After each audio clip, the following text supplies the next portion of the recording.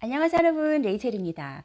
오늘은 여러분들과 영어 원서 읽기에 대한 모든 것을 한번 담아보도록 하겠습니다. 제가 평소에 대본을 써서 영상을 만드는 스타일이 아니라 여러분들에게 전할 수 있는 내용들, 키포인트 또는 키워드만 머릿속에 정리해놨다가 즉흥적으로 말하는 스타일이에요. 영상이 얼마나 시간이 걸릴지 사실 잘 모르겠어요. 시간이 좀 오래 걸린다면 1부와 2부로 나눠서 한번 영상을 찍어 보도록 하겠습니다.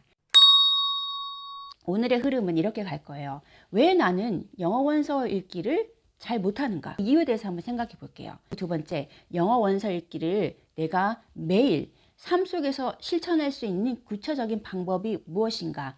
이건 제가 갖고 있는 저의 경험담, 저의 노하우들입니다. 저도 한국에서 영어 공부를 해왔어요. 처음에 그 영어 원서의 첫 문장을 읽었을 때 이거 뭐지? 라는 생각이 들었어요. 왜냐하면 한 문장에서 진도가 나가지 않는 거예요. 문장이 한 번 읽고 났을 때 내가 그게 어떤 것인지 어떤 의미인지 내 머릿속에 들어와야 되는데 단어와 단어끼리 끊어지는 거예요. 그 사이도 끊어져서 들어와서 결국 한 문장을 읽었지만 그게 어떤 내용인지 머릿속에 들어오지 않는 것이죠. 처음에 저도 그랬습니다. 그랬던 제가 영어 공부를 잘했다고 느끼는 가장 보람 있는 순간이 언제입니까? 라고 질문 받았을 때 저는 주저없이 저는 영어 책을 읽을 때입니다 라고 말할 수 있을 정도로 제가 영어 원서 읽기를 즐기게 되었고 좋아하게 되었고 또 술술 읽게 되었습니다. 그러면 어떻게 쭉 성장할 수 있었을까요? 그 이야기들을 한번 담아 볼게요. 왜 많은 분들이 영어 원서 읽기를 실패할까요? 여러분 그런 생각해 보셨나요?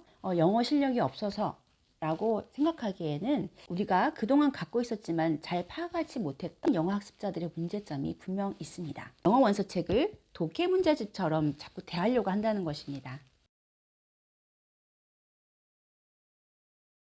말 잘 못하는 우리 첫 돌도 안 된 아기들, 그리고 이제 약간 말을 튼 두 돌에서 세 돌로 넘어가는 아이들, 실제 책을 읽지 못해요. 그리고 엄마가 하는 말들을 다 이해하지 못합니다. 처음부터 끝까지 모든 내용들을 다 이해하고 알아서 그 내용의 재미를 알게 되었을까요?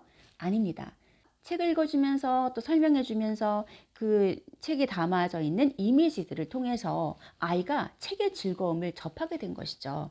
영어 원서를 100% 이해했다. 절대 볼 수 없어요. 하지만 그 책 안에 숨겨져 있는 작은 재미들을 발견해서 자기의 것으로 만든 것이죠. 영어 원서 읽기도 똑같습니다. 생각해 보세요. 처음부터 끝까지 내가 키워드가 뭔지 파악해야 되고 이 단어가 어떤 뜻인지 파악해야 되고 그 다음에 글의 순서 흐름이 어떻게 돼야 되는지 이성적이고 구조적인 접근 방법으로 영어의 글을 봤단 말이에요. 근데 그 접근법으로 영어 원서를 보게 되면 백방 실패합니다.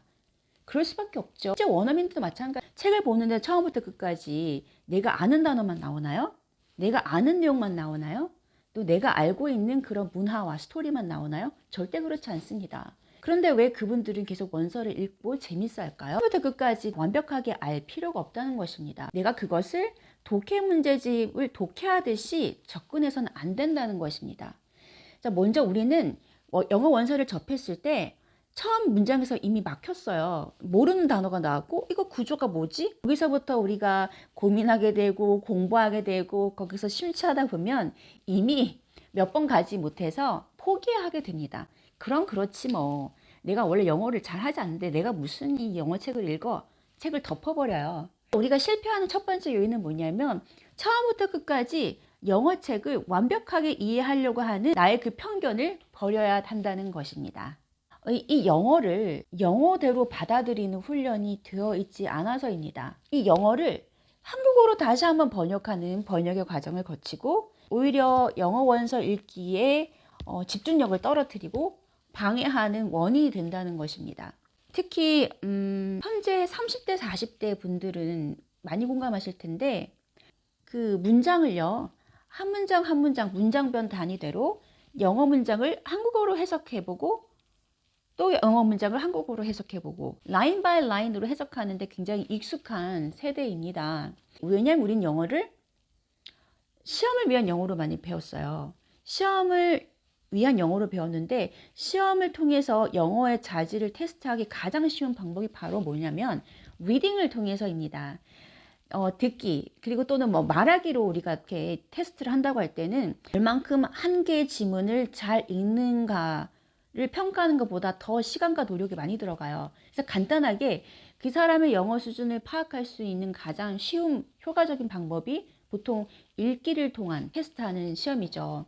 그래서 우리는 그런 시험에 굉장히 많이 익숙해져 있습니다. 그래서 영어 문장을 봤을 때 그냥 보고 넘어가면 불안한 거예요. 반드시 이 문장을 한국어 문장으로 해석해야 된다는 어떤 강박관념이 여러분도 모르게 아마 있으실 거예요. 원어민들이 자신의 책을 즐겁게 읽듯이, 다시 말하면 한국 사람이 한국 책을 즐겁게 읽어 나가듯이 그 영어 원서 읽기에 즐거움에 정말 몰입할 수 있는 것입니다. 이런 문장은 한국어로 이렇게 해석해야지, 우린 정말 그렇게 많이 훈련이 되었잖아요. 이것을 잠깐 내려놓고 그 영어의 문장을 읽었을 때 그 문장에서 느낄 수 있는 느낌, 이미지를 머릿속에 떠올려 보는 훈련을 하셔야 됩니다. She is giving the apple to me. She is giving the apple to me. 자, 여러분 지금 제가 이렇게 문장 얘기했어요. 머릿속에요. 그녀는 사과를 줬어. 나에게. 지금 이렇게 지금 머릿속에 들어오시는 분들이 있고요. She's giving the apple to me. 그녀가 나에게 사과를 이렇게 주고 있는 그림이 머릿속에 떠오르시는 분들도 있을 것입니다. 저는 지금 이 후자를 강조합니다. 자, 이것이 바로 영어를 영어로 받아들이는 연습이고요. 이 훈련이 굉장히 중요합니다. 그런데 우리는 보통 she is, 그녀가 뭐 하고 있어? giving? 주고 있지. 뭐를? 목적어가 뭐야? the apple, 사과를. 누구한테 줘? to me. 한국어로 다시 바꿔가지고 영어 문장을 봅니다. 자, 그러면 영어가 한국어로 한번 번역되어 가는 과정에서 속도가 한번 느려지고요. 몰입의 단계에 갈 수 없는 걸림돌이 되기도 합니다. 이제 여러분 그것을 연습해 보시는 게 되게 중요합니다. 저도 이것을 처음에 연습할 때 되게 힘들었어요. 왜냐하면 저도 영어 문장을 볼 때 자꾸 그 문장을 한국어로 해석을 하고 있고 그 문장을 쪼개고 있는 거예요. 이 문장은 뭐지? 수동태네. 그럼 동사 뒤에 뭐가 와? 목적어구나. 뒤에 전치사구가 뭐지? 이런 식으로 제가 문법 내용을 보듯이, 그리고 독해 문제집을 꼼꼼하게 독해하듯이 보는 거예요. 그러다 보니 원서 읽기가 너무 힘들었거든요. 그래서 제가 알게 된 방법은 바로 이 이미지를 떠올리는 방법이었습니다. 문장들, 그리고 짧은 책들로 시작했어요. 영어를 위한 영어 동화책들도 있고 짧은 그런 챕터북 있잖아요. 그런 것들을 이용해 보셔도 되는데, 그거를 문장을 봤을 때 자꾸 한국어로 해석하려고 하는 그 습관을 자꾸 버리려고 하시고요. 이 문장을 읽었을 때에 머릿속에 난 어떤 이미지가 떠오르지? 그 문장을 머릿속에 이미지로 한번 기억해 보시는, 그 문장을 읽었을 때 그게 어떤 감정이었는지 감정을 느껴보는, 묘사하고 있는 지금 상황이 어떤 것인지를 기억해보고 떠올려보는 연습을 하셔요. 영어를 그냥 이미지로 받아들이고 한국어의 번역을 거치지 않죠. 자, 그래서 이게 굉장히 중요합니다. 영어를 잘하고 싶으신 분들 꼭 갖고 계셔야 되는 자질 중 하나가 뭐냐면요. 바로 tolerance of ambiguity. 영어를 잘하는 분들이 원서 읽기를 정말 즐기시는 분들의 공통적인 특징이 바로 이것일 것입니다. 뭐냐면 그들은 they have some tolerance of ambiguity. 애매모호한 것, 이게 뭐지? 잘 모르겠어 라는 것을 참을 수 있는 레벨이 어느 정도 있어요. 그것을 알고 난 이거 완벽하게 알아야 돼. 내가 완벽하게 이거 해석하고 넘어가야 돼. 그걸 못 견뎌 하시는 분들 있잖아요. 그런 분들은 그렇지 않은 분들에 비해서 영어를 학습하는 데 있어서 어려움을 분명 더 많이 느끼시고요. 그리고 성공할 확률이 좀 적습니다. 영어 교육학을 이제 공부하다 보면요, 이제 이 책을 공부하게 돼요. 이게 전공 서적 중 하나입니다. 여기 보면은 Principles of Language Learning and Teaching이라고 되어 있죠. 자, 여기 보면요, 하나의 개념으로 어떤 게 나오냐면 ambiguity tolerance라는 것이 있습니다. 여기 보면은 이런 구문이 있는데요. 한번 제가 읽어드릴게요. Successful language learning necessitates tolerance of such ambiguities, at least for entering periods or stages during which time ambiguous items are given a chance to become resolved. Tolerance of ambiguity also have these advantages and disadvantages. A certain intolerance at an optical level enables one to guard against the wish-washes referred to above to close off avenues of hopeless possibilities and reject entirely contradictory material to deal with the reality of the system that one has built. But intolerance can close the mind too soon, especially if ambiguity is perceived as a threat. The result is rigid and dogmatic and brittle mind that is too narrow to be creative. This may be particularly harmful in second language learning. 어느 정도의 애매모호한 거, 모르는 걸 참을 수 있는 것은 필요하다는 겁니다. 애매모호함을 참을 줄 아는 사람들이 오히려 열려있는 학습 태도를 갖고 있는 것이고, 제2 외국어를 배우는 학습에 있어도 분명히 되게 중요한 태도라는 것입니다. 그래서 보면 뒤에 어떤 실험 내용이 나오는데요. 결론은 뭐냐면 이 어느 정도의 이 애매모호한 것을 참을 수 있는 사람들이 프랑스 언어를 배우는 데 있어서 나은 결과를 가져다 주더라라는 내용이 있습니다. 그래서 영어 원서를 읽을 때 어느 정도의 애매모호함은 있어도 괜찮습니다. 오히려 하나하나 모든 걸 다 이해하려고 하고 완벽하게 알고 넘어가려고 하는 것보다 여러분들이 더 원서 읽기를 즐겁게 잘하실 수 있는 문을 열어주는 것입니다. 그럼 예를 들어서 우리가 가장 애매모호함을 잘 느낄 수 있는 게 영어 원서 읽기 할 때 뭔가요? 바로 단어예요. 읽다 보면 분명 모르는 단어가 나옵니다. 모르는 단어가 나왔다고 했을 때 바로 영어 단어의 뜻을 찾아보고, 내가 그것을 몰라서 다음 내용으로 넘어가지 못하는 것이 아니라 뭐지 이거 약간 아리송하고 아리까리한데 뜻이 뭐지? 라고 궁금해하면서 나아가 보는 연습을 해보세요. 이렇게 하시는 분들은 뭐가 좋아지냐면 이 guessing 능력이 좋아집니다. 언어가 어떤 뜻인지, 단어가 어떤 뜻인지 추측할 수 있는 능력이 올라가고요. 어떤 거는 반복적으로 모르는 단어가 계속 나오는 것들이 있습니다. 그런 것들은 찾아보는 것이 당연히 도움이 됩니다. 꼭 기억하세요. 영영사전을 참고해서 보셔야 합니다. 물론 우리는 한국 사람이기 때문에 영어 단어를 한국어로 명확하게 받아들이고 이해해야 될 필요가 있습니다. 그거 있잖아, 시장 갈 때 물건 사고 나면은 담아주는 거, 그거 있잖아. 나 지금 비닐봉지란 단어가 떠오르지 않는 거예요. 그 비닐봉지? 라고 하면 그래 그거 하잖아요. 되게 뭔가 애매하고 막 뭐라고 설명해야 될지 모르겠는데 그것을 한국어로 되어 있는 뜻을 딱 봤을 때 바로 그거지. 클리어하게 완벽하게 정리가 될 때도 있어요. 그런데 뭐와 친해져야 되냐면 영영사전과 친해져야 됩니다. 그 영어의 단어가요, 단순히 한국어로 이렇게 번역되긴 굉장히 힘들어요. 여러분 그거 아시죠? 오늘 그 EBS 귀가 트인 영어 때 전 매일 공부를 하거든요. 본문에 이런 내용이 나왔었어요. 이제 외모 지상주의에 대한 트렌드를 얘기하면서 우리가 이제 외모에 너무 이제 치중해하는 그런 압박감 있죠. 그것을 잘 대처해야 된다라는 문장이 나왔는데 navigate the pressure, 동사 navigate가 나왔습니다. 이거는 그냥 잘 대처하다라고 하기에는 뭔가 좀 부족해요, 여러분.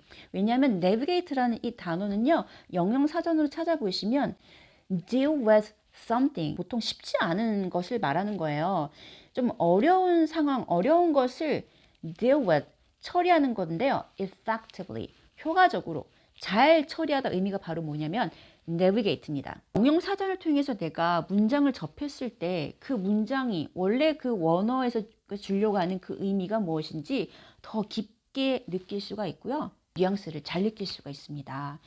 자, 그래서 영영사전과 친해지는 것이 정말 중요합니다. 저는 정말 이거를 되게 강조드리고 싶어요. 이제 영한사전에서 그치지 마시고요.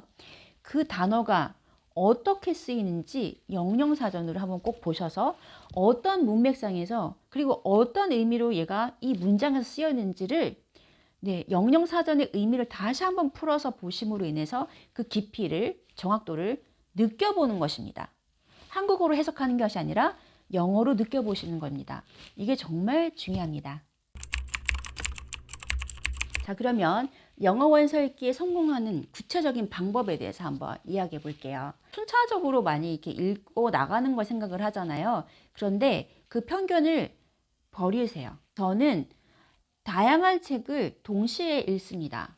지금 제가 오늘 여러분들께 보여드리려고 이렇게 제가 갖고 있는 원서들을 지금 샘플로 다 갖다 놨어요. 저 같은 경우는 저 애덤 그랜트 책을 좋아하거든요.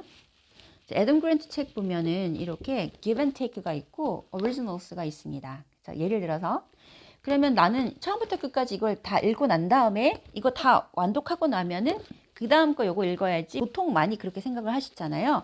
그런데 저는 이거와 이거를 동시에 읽는 겁니다. 장소와 시간에 따라 이 책을 읽기도 하고 저 책을 읽기도 하면서 두 개를 동시에 같이 진행을 해요. 자, 이거 어떻게 하냐면요. 나 읽고 싶은 책이 뭐였지? 나 어떤 책을 읽으면 좋지라고 고민을 하시잖아요. 그래서 읽고 싶은 책 목록 리스트를 이제 뽑아 보셔요.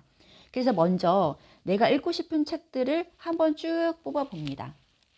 뽑아 보고 그 책들이 있으면요. 저 같은 경우는 그 책을 여러 권을 한꺼번에 삽니다. 이거 다 보고 나면 이거 봐야지 하지 않고 그것들을 쭉 리스트를 적은 다음에 그것을 한꺼번에 사고 이것을 동시에 읽기를 진행을 하는데요. 책을 읽을 때는 영어 책을 읽는 매일의 루틴 중 하나가 있어요. 영어 읽기 루틴이 있습니다. 그 시간에 영어 읽기도 하지만 그거 말고 A와 B 스케줄 사이에 남는 공백 시간 있죠. 우리가 보통 얘기하는 이 짜투리 시간. 이 짜투리 시간, spare time, 요 시간에 영어 책을 또 읽습니다. 그런데 그렇게 짜투리 시간에 영어 원서 읽기를 계속 꾸준히 잘할 수 있는 방법은 뭐냐면요. 내 눈앞에 내가 어디 돌아봤을 때 곳곳에 영어 책이 뿌려져 있어야 돼요. 그래서 그게 눈에 보여서 한 번 더 짚게 되는 그런 환경을 만들어야 됩니다. 내가 아무리 나 이거 읽고 저거 읽고 짜투리 시간에 영어 읽어야지 생각은 하지만 내 주변에 영어 책이 없다면 우린 굉장히 망각하기 쉬워요. 대표적인 예로 우리한테는 항상 스마트폰이 있거든요. 이거보다 또 재미있는 즉각적인 즐거움을 주는 도구가 없거든요.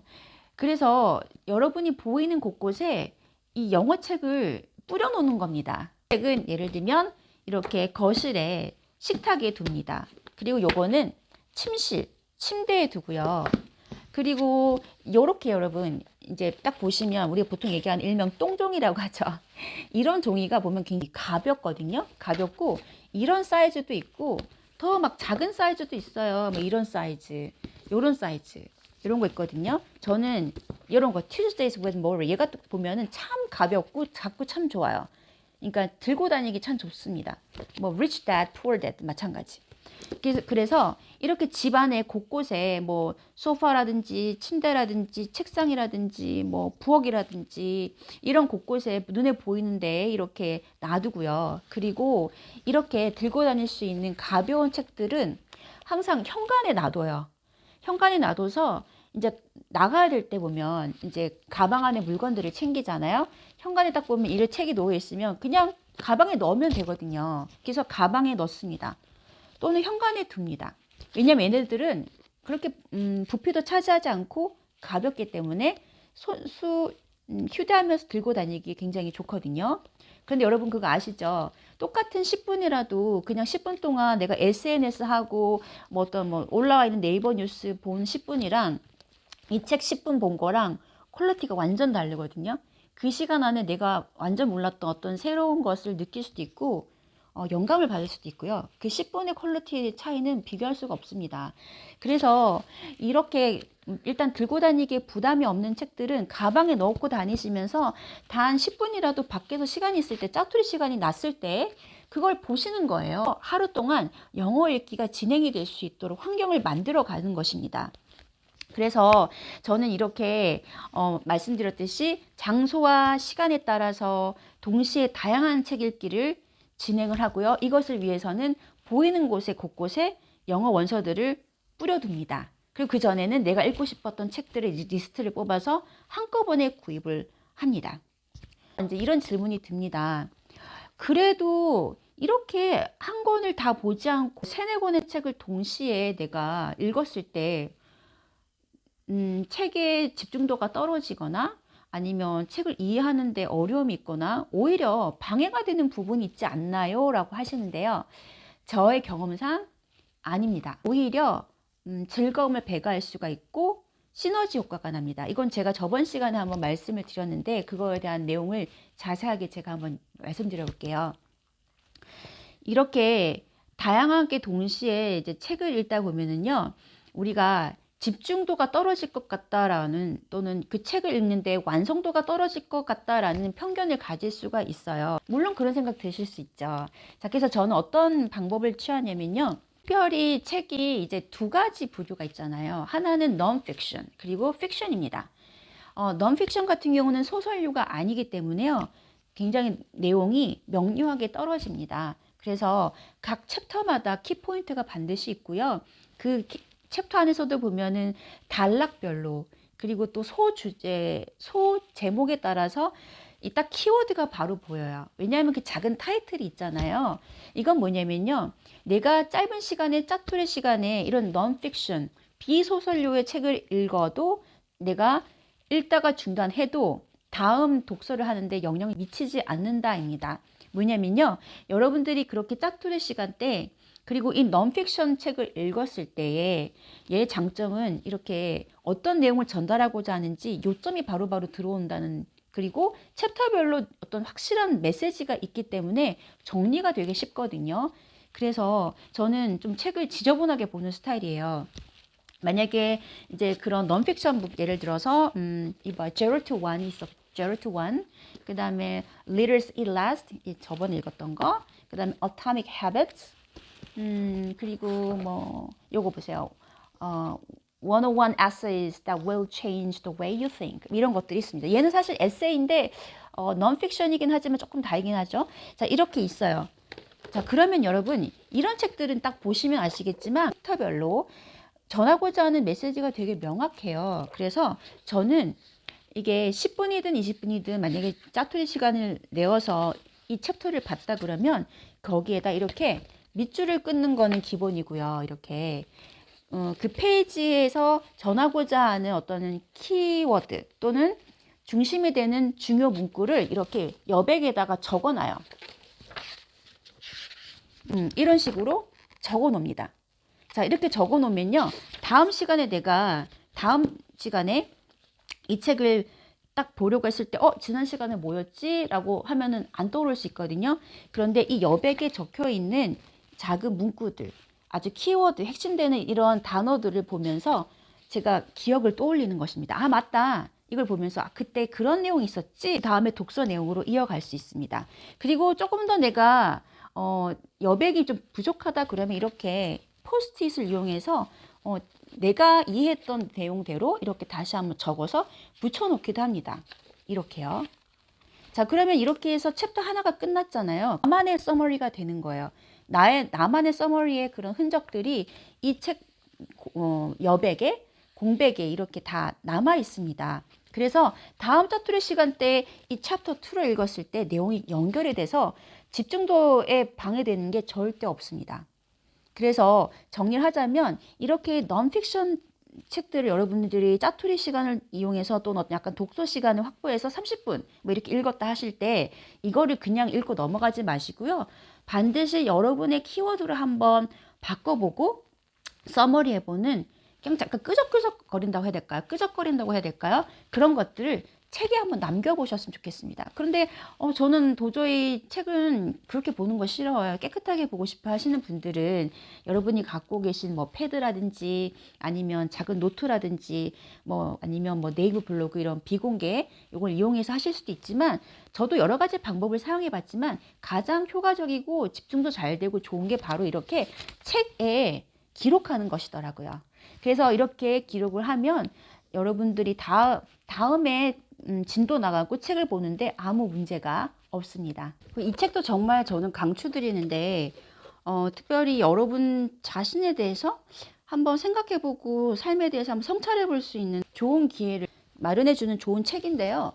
이 책도 보면은 제가 이렇게 영감받은 게 참 많아요. 이렇게 보면 밑줄 끊는 거 끝이만 제가 넣고 싶은 걸로 키워드를 다시 이렇게 바꿔놨잖아요. 이렇게. 다시 한번 제가 읽어가면서 정리를 합니다. 이렇게. 그래서 내가 이 페이지를 또는 이 챕터를 봤을 때 기억하고 싶은 것들을 문구 또는 문장 또는 키워드를 이렇게 여백에다 적어 놓고 또는 이렇게 옮겨 놓음으로 인해서 제가 스스로 한번 리마인드 하려고 하고 정리를 하려고 하는 것입니다. 이제 이렇게 책을 읽다 보면요. 책의 즐거움에 안 빠질 수가 없어요. 정말 책 읽기가 너무 재밌거든요. 또 여러 책을 동시에 읽다 보면은 어떻게 시너지 효과가 나요라고 궁금하실 수도 있는데요.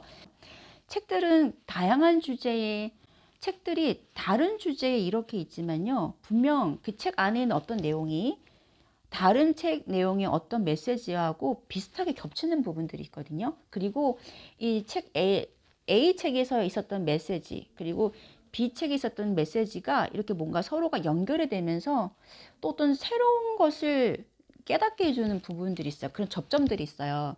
이것들은 책을 내가 한 권 보고 나서 그 다음을 완독하고 나서 그 다음 책을 읽었을 때에서 얻을 수 있는 것보다 시너지 효과는 동시에 여러 권 책을 읽었을 때 정말 많이 경험될 수 있습니다. 옵션 B에 보면은 이 셰릴 산더버그의 남편이 갑자기 사망을 하잖아요. 그래서 그거에 대한 어려움을 겪어가고 극복해 나가는 어떤 내용들을 담고 있어요. 그리고 이제 사람들이 힘들고 어려워할 때 어떻게 그 어려움을 극복해 나가면 좋은지에 대한 자문을 애덤 그랜트한테 구했고, 이 두 분이 동시에 공동으로 책을 쓴 게 바로 이 옵션 B인데요. 이 옵션 B에 보면은 이 concussion이라는 단어가 나오거든요. 이 단어를 이제 읽었을 때 되게 반가웠어요. 왜냐하면 제가 동시에 책을 읽어가는 책 중 하나가 바로 이 Atomic Habits가 있었거든요. 근데 이 Atomic Habits 한번 제가 이 concussion이라는 단어를 봤었고, 그때 내가 이 단어가 무슨 뜻인지를 찾아봤었거든요. 그리고 그냥 넘어갔는데 옵션 B의 그 책의 단어가 또 나온 거예요. 이건 아주 기본적인 예예요. 그래서 내가 A라는 책에서 봤던 단어가 다른 책, B라는 책에서 또 나온 겁니다. 그럼 자연스럽게 내가 다독을 통해서 그 단어가 한 번 더 내 머릿속에 인풋이 되는 효과가 있는 것이죠.